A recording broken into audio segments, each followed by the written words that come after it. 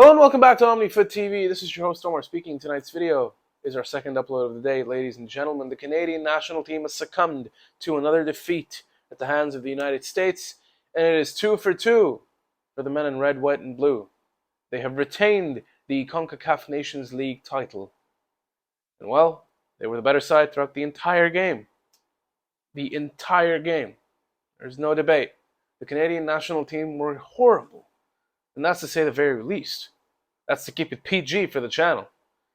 The players lacked awareness on the ball. They lacked awareness off of it. They seemed desperate, but at the same time lacked urgency. And whenever they had that sense of urgency, they were flinging the ball everywhere, trying to just send long balls into the box, not really using the ball to their advantage. They weren't trying to run into space. They weren't trying to run out to make space, to pull players out of position, to bring their own players into position, to give each other options. It was just, they lacked character. They lacked the ability to be confident on the ball, because confidence really is a skill in this game. I could tell sometimes that when the players were just turning around on the ball, they didn't know what to do. That, or they just started to look around waywardly as though there were no options. It's as if everyone was waiting for everyone else to make a move, not realizing that it was up to them to try and charge forward and lead. You have the US, however, who were calm, collected, composed, clinical, deadly, very organized, compact, and capable on the ball despite having less possession. And I think you guys remember my last video where I was talking about Spanish football and the uselessness of possession football, the inconsequential nature of possession football if all you can do is keep possession. That's what the Canadians did tonight.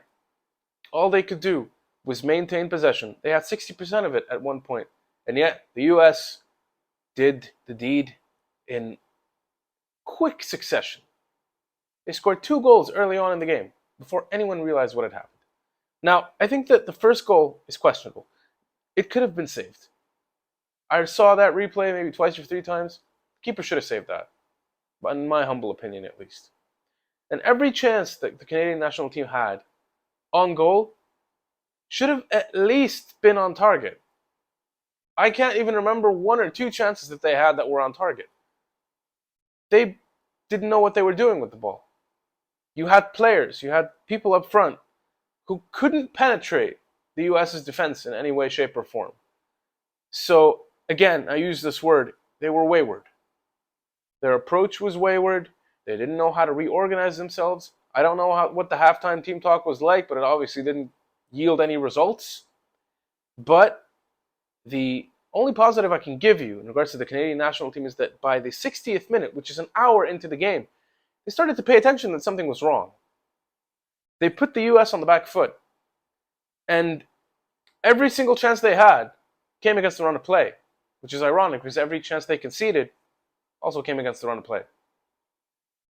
Now, there were instances where Davies was making multiple crosses into the box and no one was there to collect. No one was there to finish. And then there were instances where he actually let the ball go entirely. The US got the ball off of him a lot throughout this game. He had a horrible game. Davies should have done much better. So should have Davids, actually. Excuse me. Davids had a couple of chances, and he skied them away. He was just trying to shoot pigeons down from the sky or God knows what.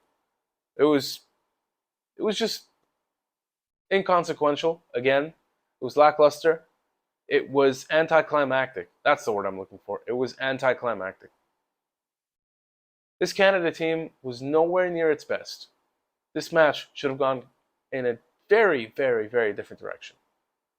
And even if the result had at least turned out the same, by victory, I mean, not necessarily a 2-0 deficit, we could have been able to watch a much better team that had more potential to give in here. They hadn't won a trophy for 23 years, and this night was the chance that they had to do that.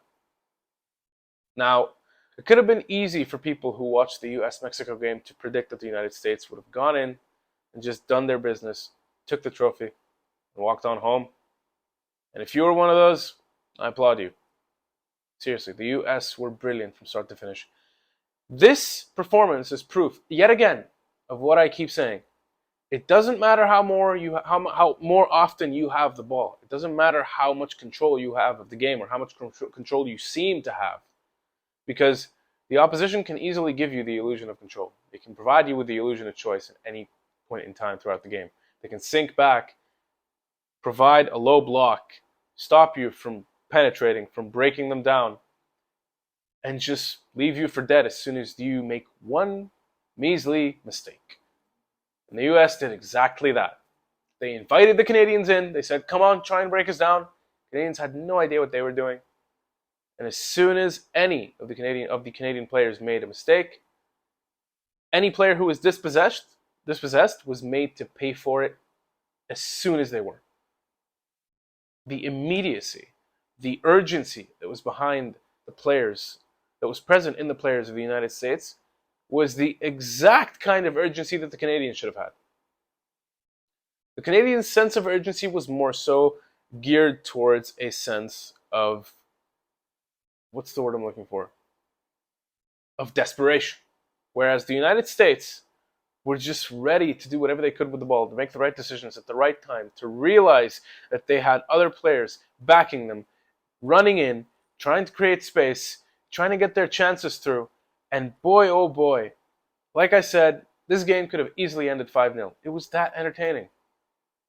And to the US, I say congratulations. To Canada, I say, if you do make it to the Nations League final again, better luck next time. But with all due respect to John Herdman, he should have done a much better job managing this game. And that is what I will leave you with. Thank you once again for tuning in to this video. Please let me know what you think of my reaction to the game. I'm quite exhausted, so excuse me if I kind of messed up a little there. Let me know what you think of the game in general. Let me know what your predictions were prior to the game, and if you were surprised in any way by what actually ended up happening. Like the video, subscribe to the channel. I've realized that a lot of the people who actually follow our content are not subscribed. 97% of the viewers, actually, according to our analytics. So subscribe to the channel, please. And thank you in advance. And I will see you next time the whistle blows. Cheers, everyone. Thank you for watching.